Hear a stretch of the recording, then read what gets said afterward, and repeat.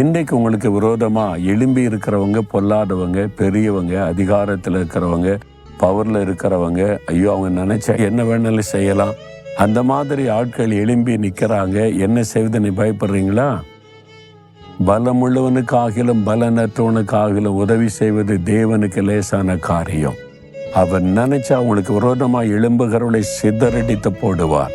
அவங்களுடைய பலனை பார்க்காதங்க, அவங்களுடைய பெரிய கூட்டத்தை பார்க்காதங்க. உங்க கூட இருக்கிற ஆண்டவர் எவ்வளவு பெரியவர் பாருங்க. எனக்கு ஒரு தேவன் இருக்கிறார், அவர் சேனைகளின் கர்த்தர், அவருக்கு கோடான கோடி தேவ தூதர்கள் சேனையில் இருக்கிறாங்க.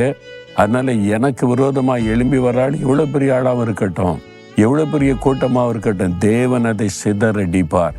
எனக்கு உதவி செய்ய தேவன் வல்லவராய் இருக்கிறார். விசுவாசித்து ஜெபிச்சு பாருங்க, எதிராக வந்தவங்க காணாமல் போயிருவாங்க.